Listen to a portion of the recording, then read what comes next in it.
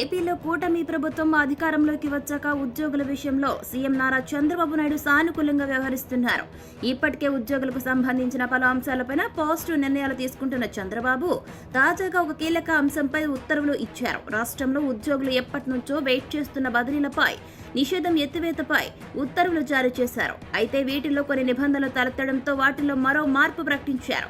రాష్ట్రంలో ఎక్సైజ్ శాఖ మినహా మిగిలిన అన్ని శాఖల్లో ఉద్యోగుల బదిలీపై ఉన్న నిషేధాన్ని గత నెల 19 నుంచి 37 వరకు ఎత్తేస్తూ గతంలో ప్రభుత్వం ఉత్తర్వులు జారీ చేసింది. అయితే పలు శాఖల్లో ఉద్యోగుల బదిలీలకు సంబంధించి మార్గదర్శకాలు విడుదల చేయడంలో ఆలస్యం కావడంతో ఆ గడువును ఈ నెల మొదటి వారానికి పెంచారు. ఇక రాష్ట్రంలో ఓవైపు వరద సహాయక చర్యల్లో ఉద్యోగులు ఉండటంతో మరోసారి ఉద్యోగుల బదిలీలపైన ఇచ్చిన గడువును మరోసారి పొడిగించడం జరిగింది. ఏపీలో ఎక్సైజ్ మినహా మిగిలిన అన్ని శాఖల్లో ఉద్యోగుల బదిలీలకు ఇచ్చిన గడువును ఈ నెల 22 తేదీ వరకు పెంచుతూ ప్రభుత్వం ఉత్తర్వులు జారీ చేసింది. ఇప్పటికే పలు శాఖల్లో ఉద్యోగుల బదిలీలకు సంబంధించి మార్గదర్శకాలు విడుదల కాగా మిగిలిన అన్ని శాఖల్లో బదిలీలకు ఆయా శాఖలు మార్గదర్శకాలు రిలీజ్ చేస్తున్నాయి. వీటి ప్రకారం చూసుకుంటే ఈ నెల 22 వరకు బదిలీల ప్రక్రియ కొనసాగనుంది.